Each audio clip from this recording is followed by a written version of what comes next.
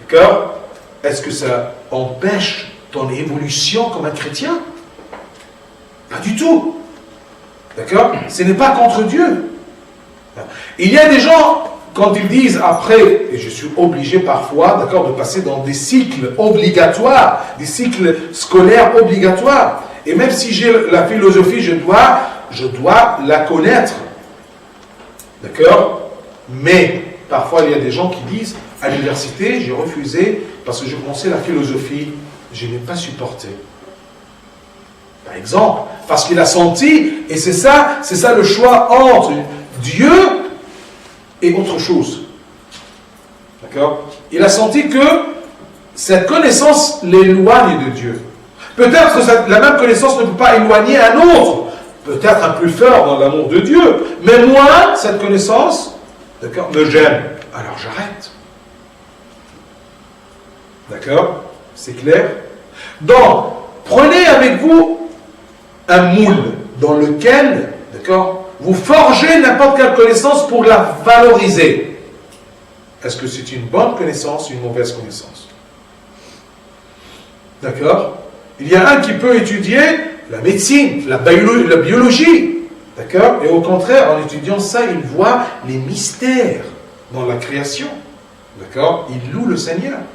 Même, comment dire, voyez ça, David, dans un psaume, il invite toute la création à louer le Seigneur.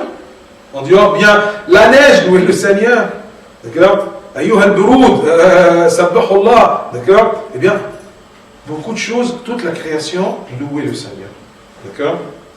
S'il y a une connaissance qui t'aide à louer le Seigneur, ça sera parfait. D'accord? Donc la quantité de connaissances que vous cherchez, d'accord?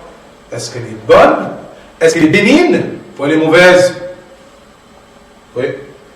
Vous dites que la philosophie peut éloigner une personne de l'amour de Dieu. Enfin, mais par contre, Saint Paul, c'était le philosophe de... Ah non, attention, parce qu'il y a une philosophie mondaine, une philosophie vaine, d'accord, et il y a une philosophie théologique, d'accord, mais ça dépend alors, qu'est-ce que c'est la philosophie, d'accord. Les premiers qui ont lutté contre la divinité, d'accord, ce sont les philosophes, les Grecs, étaient des grands philosophes, et c'était trop difficile pour eux d'accepter les vérités divines, d'accord, et les mystères divins, malgré qu'ils sont très intellectuels dans le sens très philosophe, d'accord. Et la plupart des hérétiques, d'accord, que des pères de l'Église ont écrit des écrits, d'accord, comme défense, d'accord, et comme réponse à leurs questions, c'était des philosophes. L'école d'Alexandrie, pourquoi on l'a fait? Pour faire apprendre aux fidèles, d'accord, la théologie, et aussi pour former des gens, d'accord, qui seront aptes, d'accord, à répondre, d'accord, ou à défendre la théologie en face de la philosophie vaine et mondaine. C'est clair? D'accord? Moi, je n'ai pas étudié la philosophie, alors je ne peux pas te dire beaucoup de choses là-dessus, je ne peux pas, mais je te dis en général, d'accord, ça dépend. D'accord? C'est une bonne connaissance ou une mauvaise connaissance. D'accord?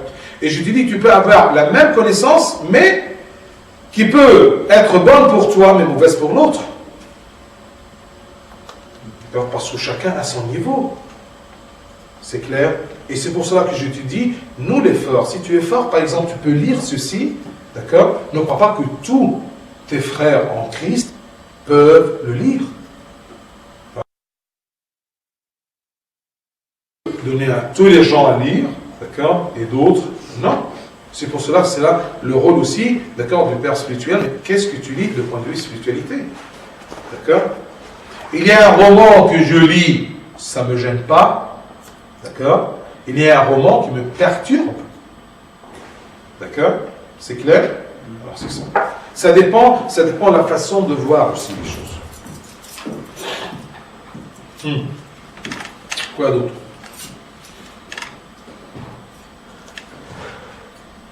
Rien d'autre.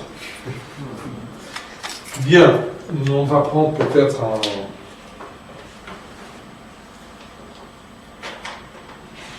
Ça sera, puisque tu as dit pourquoi prier avec la Bible. Qui a pensé à lire cette partie-là? Je ne vois le livre. Oui. Alors tout simplement prenez la Bible, d'accord? Et on va discuter pourquoi on va lire ou on utilise la Bible. Alors, page 3. L'Église prie avec comme outil. L'Agbeya, les prières de chaque heure. Parce que Agbeya, ça veut dire les prières de chaque heure, ou les prières des heures. En raison de sa spiritualité, de son exemplarité, et pour nombre de raisons qui en découlent.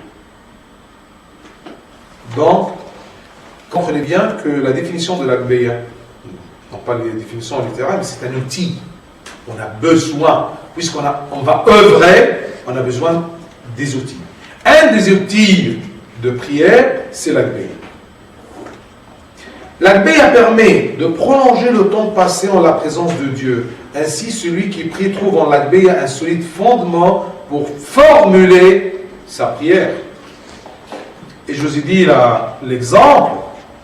Si tu veux remercier Dieu, qu'est-ce que tu peux dire?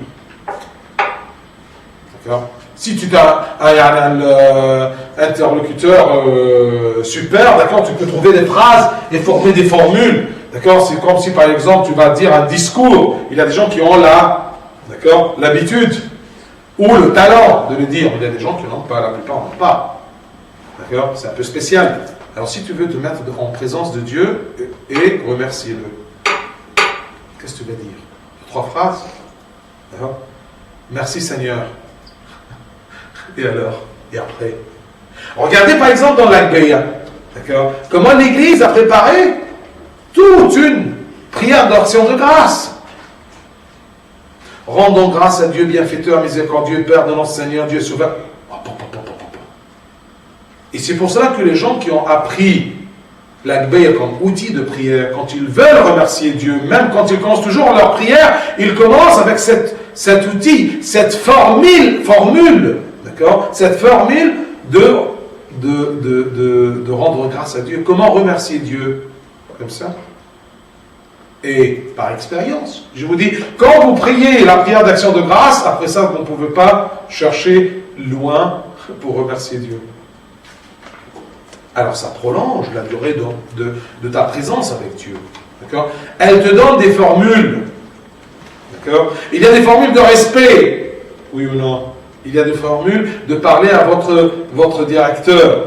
Oui, ou à un président, ou à un militaire, oui, ou à un diplomate. Mais si, bien sûr, vous prenez tous comme n'importe quoi, d'accord, sur le quartier chaud, sur l'arbre, d'accord, vous dites n'importe quoi, ou le ils ont un vocabulaire, oui, d'accord. Prolonger, oui, bien. Prolonger le temps, oui, il y a un langage. D'accord. Donc, prolonger le temps passé en... Hein? Pardon? Combien? David, c'est vrai? Non, mais au tir au but. Ah, bah écoute, c'est pas encore terminé. Mais c'est Non. fini, c'est bon. C'est fini? 1-0 ou quoi? Ils en sont à 3 à 2, non? Alors, c'est-à-dire qu'elle est maintenant au final ou c'est terminé? Non, c'est fini, c'est gagné. Ça, c'est la finale. Ah, c'est la finale? C'est ça la Ah, finale. d'accord. Bien. T'es sûr? 3-2 Pour l'Égypte? pour l'Égypte. 3-2 pour l'Égypte? Ouais. Il y en a à la vente, واحد. مبروك. ألف Non, مبروك. mais c'est pas encore fini, là. Quoi alors? T'inquiète pas, c'est bon. Voilà. Hein? C'est pas encore fini. Ah, Il y a ok. une- Ça va être Mais c'est pas encore fini. Ça va sans la prière. Non, mais là, on continue la prière. On a gagné. On a gagné. La hawla la rab. On vient d'avoir. Allez, c'est très précis. D'accord? مبروك. خلاص. Ah, merci. Non, de rien. Merci. Prolonger le temps passé en la présence de Dieu. Et de là, vous comprenez que la prière, c'est être en présence de Dieu. Ceux qui n'arrivent pas à prier n'arrivent pas à être en présence avec Dieu. D'accord? C'est grave. Hein? Au lieu que ton camarade là, il te pose la question, est-ce qu'on peut être chrétien sans être dans une église? D'accord? Ah oui, pardon. Est-ce qu'on peut être chrétien sans avoir des moments d'être en présence de Dieu? Posez-vous la question. Combien de temps je me mets, d'accord, avec le Christ en présence de prière? Vraiment pas trop. Qu'est-ce qui t'empêche? Parfois, c'est parce que tu n'as pas d'outils. Alors, l'ACBR, elle est là pour ça. C'est clair? Nous enseigner la prière, c'est la même chose. Cet outil-là, il t'aide à comment prier. Alors, elle t'aide à comment prier, c'est-à-dire, elle te fait apprendre comment prier. Nous enseigner la prière. Nous y apprenons ce que nous devons dire dans nos prières et avec quel style nous devons nous adresser à Dieu. Ainsi, notre langue et notre cœur s'exercent à converser avec Dieu, à dialoguer avec Dieu, à parler avec Dieu. C'est ce que je viens de vous dire, que chaque personne a sa façon de lui parler, un vocabulaire, d'accord? Tout ce qu'on appelle les formules de politesse ou de ainsi de suite. D'accord? Regrouper, alors je peux prendre un autre exemple, je ne sais pas si ça colle bien, d'accord? C'est comme par exemple quand tu parles à un ami, d'accord? Ou une amie, par exemple. Oui ou non? Ça diffère. Regrouper les divers types de prières. Parmi elles, l'imploration, l'action de grâce, l'humilité, la modestie du cœur, la confession et le repentir. Parmi elles, les prières, également figurent les louanges et les glorifications, les prières d'amour et de méditation sur le remarquable caractère de Dieu. Nous apprenons par là à louer Dieu. Car il y a plusieurs demandes, plusieurs genres de prières. La plupart de nos prières, grosso modo, c'est quoi? C'est remercier et demander. Oui ou non? Mais à un niveau plus supérieur, plus élevé, plus noble de ta relation avec Dieu, c'est d'être devant lui et de lui dire tu es très beau. C'est ça louer Dieu. Le remercier Dieu, vous comprenez. Je remercie à propos et à cause de toutes ces grâces et tous ces dons. Oui ou non? C'est simple. D'accord? Demander, je veux, et je veux, et je veux, et je veux. Ça dépend si je veux des choses terrestres, éphémère ou quelque chose de spirituel. D'accord? Mais louer, c'est quoi louer? Alors c'est tout simplement de voir Dieu, de lui dire que tu es beau. D'accord? Et comment j'arrive à lui dire, comment je peux connaître ou toucher sa beauté? En méditant sur sa façon d'agir. Donc j'ai besoin, d'accord, de lire des psaumes et voir comment il agit avec les hommes. Prier avec Dieu nous apprend aussi la rigueur en toutes choses, afin que Dieu puisse entrer et prendre part aux détails de toute notre vie. Vous ne pouvez pas voir quelque chose ou un élément de votre vie qui ne se trouve pas dans la paix. Toutes tes études, vos angoisses, vos peurs, votre joie, d'accord, vos péchés, voyez, votre repentir, tous les éléments de votre vie, vous allez trouver quelque chose qui en parle. D'accord? Donc, par la prière, tu vas introduire, par ces psaumes, par ces versets, par prière, par ces méditations, tous les éléments de ta vie. Toute ta vie, tu vas l'emmener avec toi pour être avec toi en présence de Dieu. Et la paix. C'est pour ça que l'Église a choisi pas tous les psaumes, il n'y a pas 150 psaumes à l'intérieur ou tous les 150 psaumes. Il y a même des psaumes qui se répètent. Je ne connais pas, d'accord, combien de psaumes des 150 a choisi pour les introduire dans la paix. D'accord? Est-ce que quelqu'un connaît ça? D'accord? Là, tu rentres, hein? Combien de psaumes choisis parmi les 150? C'est sans la compter, il y en a 12. Ah non, parce que je viens de te dire qu'il y a des psaumes qui se répètent. Ah oui, d'accord. Les psaumes les 3 hymnes de minuit, d'accord? Ça vient. Oui, mais les 3, c'est juste les 3 hymnes de la nuit qui. Ah non, oui, et celle d'Astar. Oui, la Colombo avec les noms, Colédon, c'est ça. Si tu peux, oui, même je crois qu'il y en a quelques-uns qui se répètent dans Bekir et dans le 9e heure. D'accord? Ah oui, je crois qu'il y en a quelques-uns. D'accord? Même si on va prendre ce système-là, d'accord? Tu as Bekir, d'accord? Bekir, ou 3e, 6e, 9e, 11e, 12e, 6 heures. D'accord? Bien, les 6 heures durant la journée, 5 fois 12, ça fait combien? 60. 60, d'accord? Et 18 dans Bekir, 78, à peu près la moitié. Vous voyez? Le reste. Donc, on a choisi des psaumes qui touchent tous les éléments, d'accord, de la vie de la personne. Prier selon la Bible, c'est également prier selon la volonté de Dieu. On va pas continuer, mais on va voir qu'est-ce que ça veut dire. En effet, la Bible est majoritairement composée des psaumes qui sont une partie de la Bible. Ainsi, avec la prière par les psaumes, nous parlons à Dieu par l'intermédiaire des paroles même de Dieu. Ça, c'est la parole de Sayyid Nallah. Il a dit que nous salli Allah bi kalam Allah. On parle à Dieu, on s'adresse à Dieu en utilisant ses paroles. Et bien, c'est la meilleure discussion avec Dieu. D'accord? Imagine-toi que tu parles à quelqu'un, tu dis, vous avez dit, et vous avez dit, et vous avez dit. Alors, il ne peut pas discuter, il ne peut pas te contrarier, parce que ce sont ses paroles. Alors, tu parles à Dieu avec ses paroles. Donc, prier selon la Bible, c'est également prier selon la volonté de Dieu, parce que la volonté de Dieu est exprimée sûrement dans ses paroles. Alors, si j'utilise ces paroles, ça sera, d'accord? Je m'adresse à lui d'après sa volonté. Des paroles qui ont été prononcées par le Saint-Esprit sur la bouche du prophète David. Le fait que ces paroles émanent de Dieu et des évangiles, mais ceux des évangiles, c'est dit dans l'esprit de Dieu, nous assure que nos prières seront faites selon la volonté de Dieu. Le reste des prières figurant dans la Bible ont été écrites par nos saints pères, et tout ce qui est écrit s'accorde à l'esprit de la Bible. Quand il y a quelqu'un qui te pose la question, où c'est écrit la vie monastique?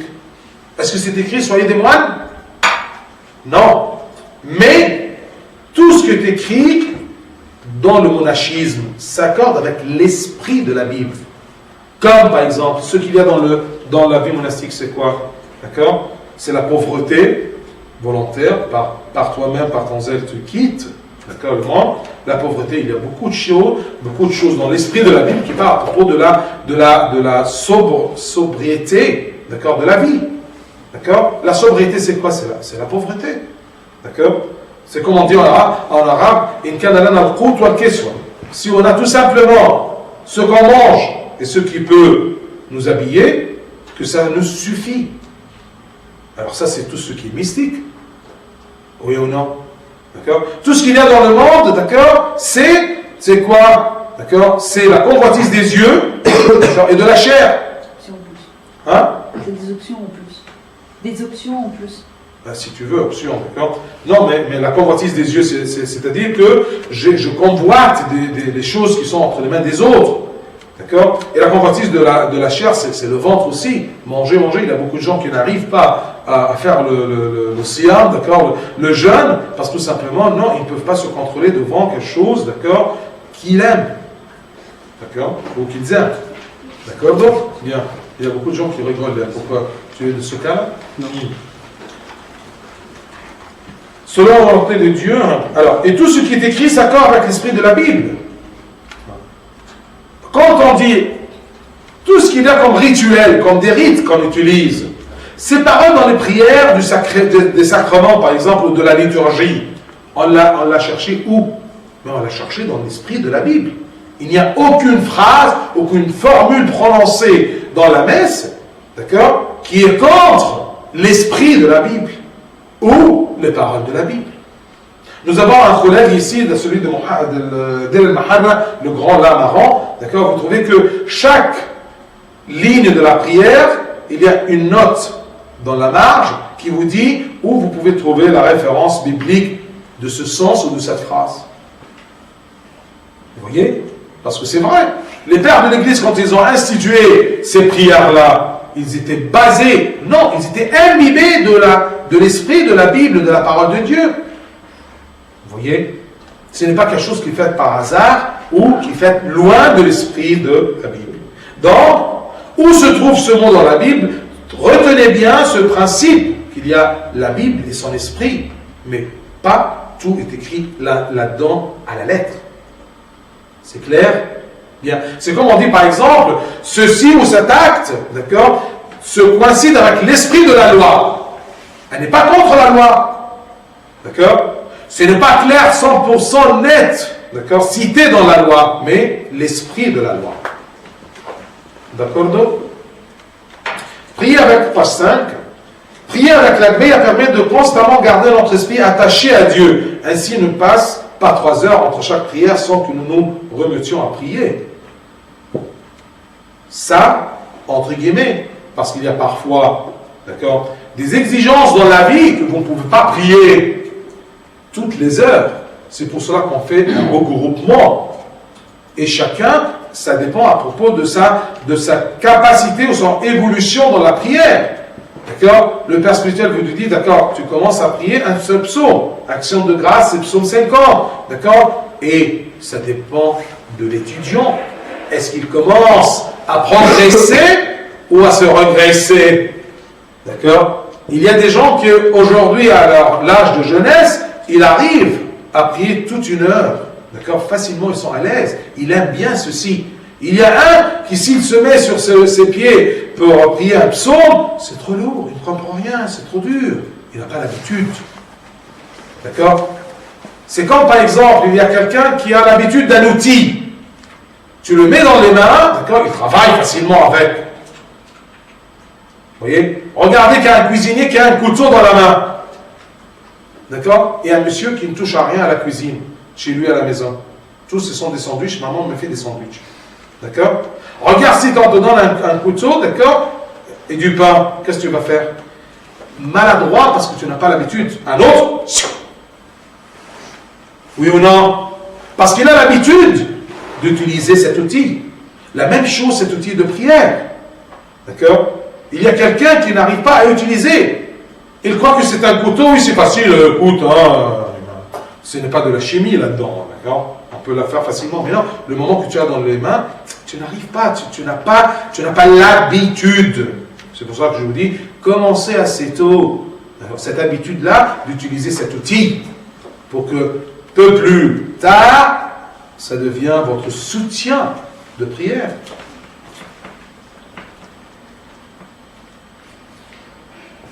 Imaginez tous ces points-là.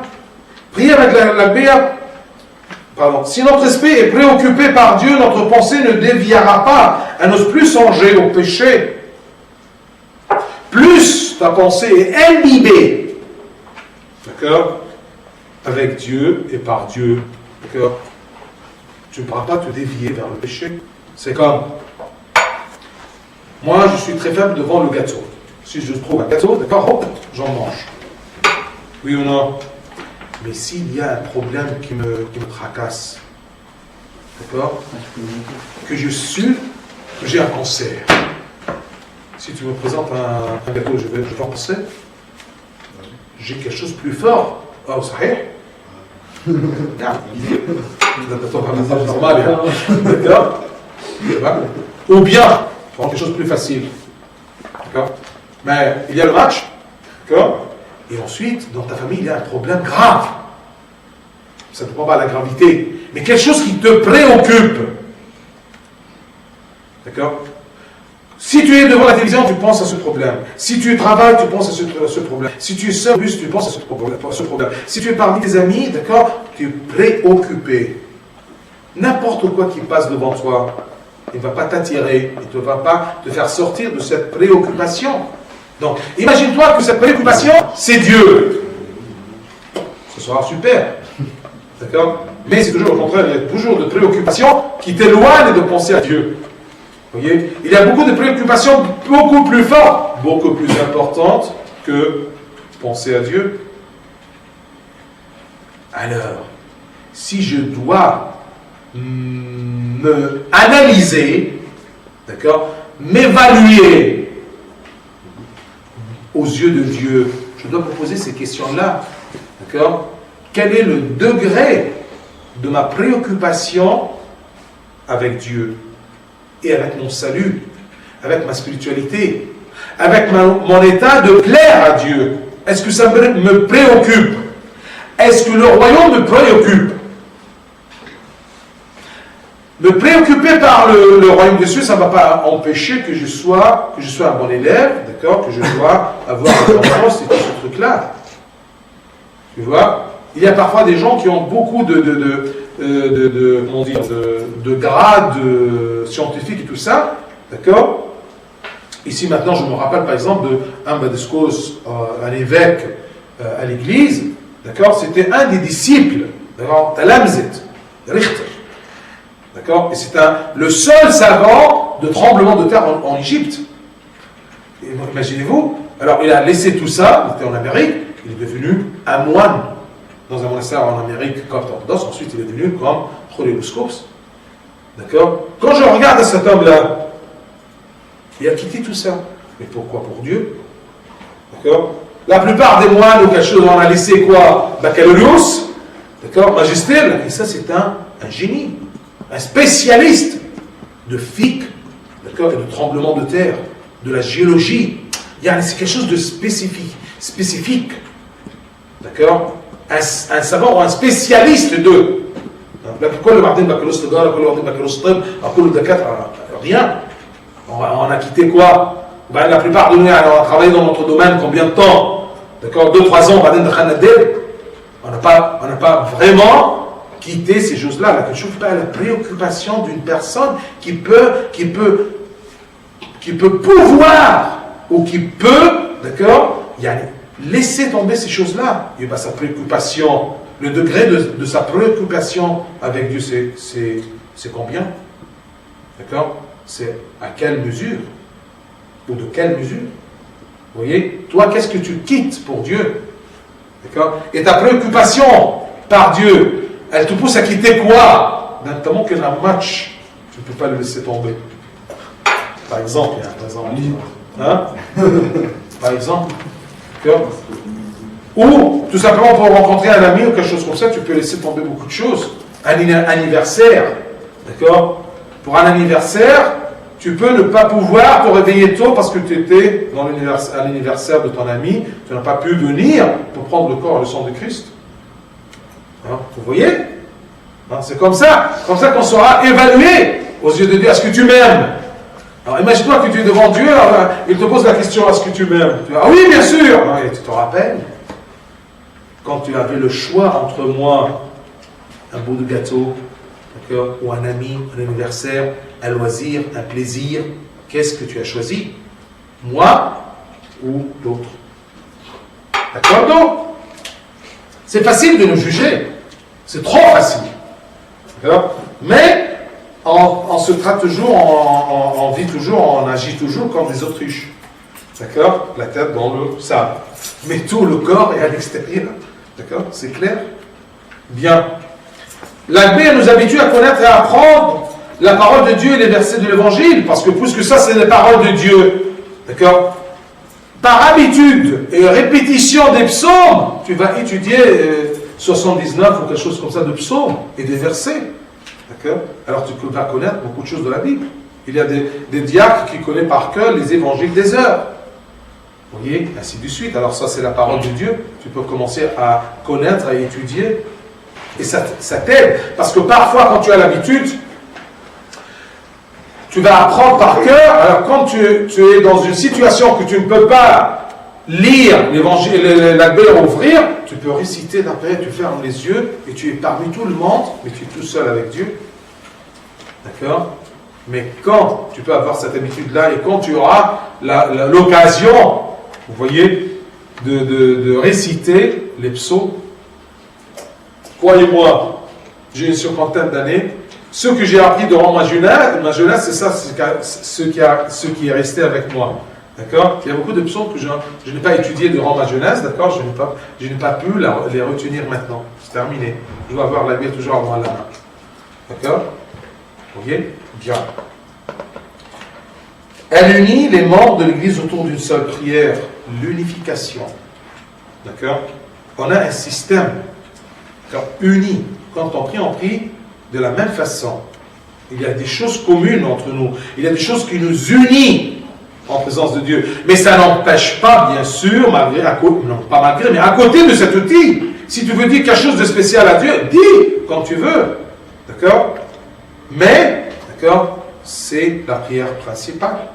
Si tu arrives un jour à te mettre en présence de Dieu, en disant les paroles de Dieu, en lui parlant longtemps, en le louant, et tu peux te mettre en prière comme Saint Arsène, qui passait toute la nuit en prière en présence de Dieu, à ce moment je te dis, d'accord, laisse la paix.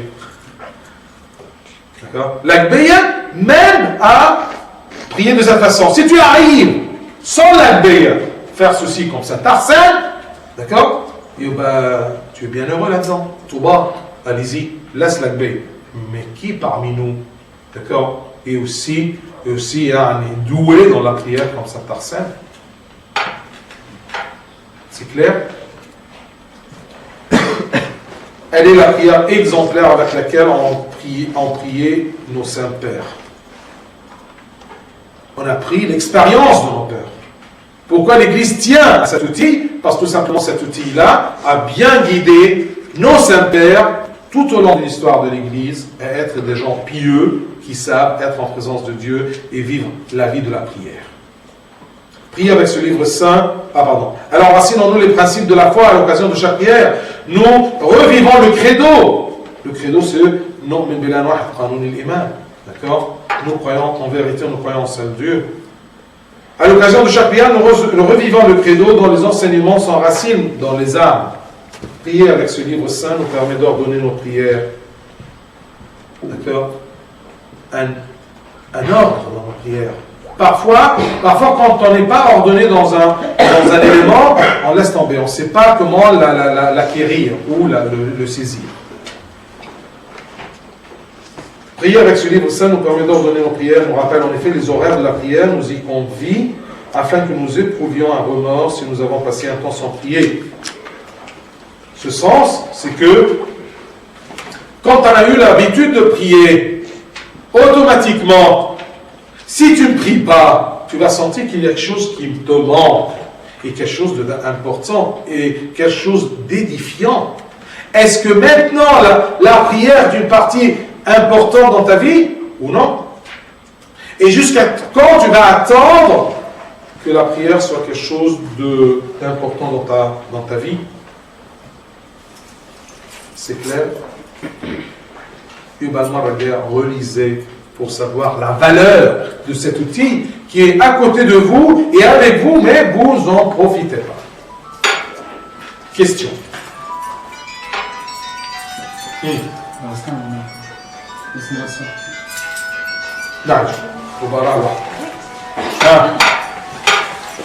Qu'est-ce qu'il y a une question? Pas de question. Bien. Merci d'être venu. Essayez de transmettre bien sûr aux autres que Abba Moussa sera avec nous le vendredi prochain, d'accord, durant la réunion des jeunes. D'accord? Bien. Vendredi matin, vous avez dit? Non, vendredi prochain. Le moment de 6h30. D'accord? La réunion des jeunes. Avant, il y aura un Ashaya, peut-être les gens vont venir, peut-être il va faire un discours là-dedans, d'accord? Là, je regarde là-haut parce que Magda m'a dit qu'elle a. Ah oui, c'est après Lyon qui est au. 4-2. Hein? 4-2. Hein? 4-2. Le match. Ah, 4-2. C'est quoi? C'est les tirs au but? T'as pas vu, non? C'est terminé, on l'a laissé. Ah, ok. T'as même moi, c'est 3-1. T'as le monde que nous C'est fini quoi là? Ouais, bien. 4-2 pour l'Égypte. C'est vrai. Ouais. Et bien maintenant, ils ont joué au Caire. Ouais, Cairo Stadium. Ah oui, c'est terminé alors ce matin. Alors cette nuit, l'Égypte ne va pas dormir. Ah ouais. Ça sera alors. Bien. Vendredi prochain, Bamoussa. C'est clair, à 6h30, vous serez là. Si vous voulez. Le matin, il arrive l'après-midi. D'accord? Il arrive vendredi l'après-midi. D'accord? Bien. Samedi matin, il sera à Deuil-la-Barre. D'accord? Le soir du samedi. Samedi soir. Samedi soir. D'accord? L'Adra, Châtenay, toute la journée là-bas à Châtenay. D'accord? La messe et. Dimanche à Châtenay. Et donc après, il va partir lundi? Et il prie pas ici? يعني بعد كل الثلاثة دول لسه عاوزة تعرفي ايه اللي بعد كمان الديمانش. خلاص الديمانش يقف الحصة بتاعتنا. أبونا. نعم. هنعمل درس Non. لا بالجيت لا ça sera le soir. Il ne peut pas faire tous les. Ouais, un bac. Le ceci, il vient. حبيبي أنا كرول c'est va partir dimanche. Il est là? Il va partir demain, samedi. Amirkouros, il est là, il va prier demain avec nous. Amirkouros de Milan. D'accord? Alors, si vous savez. Demain, il prie ici. Oui. Demain, Amirkouros, il va prier avec nous. C'est clair? Autre question?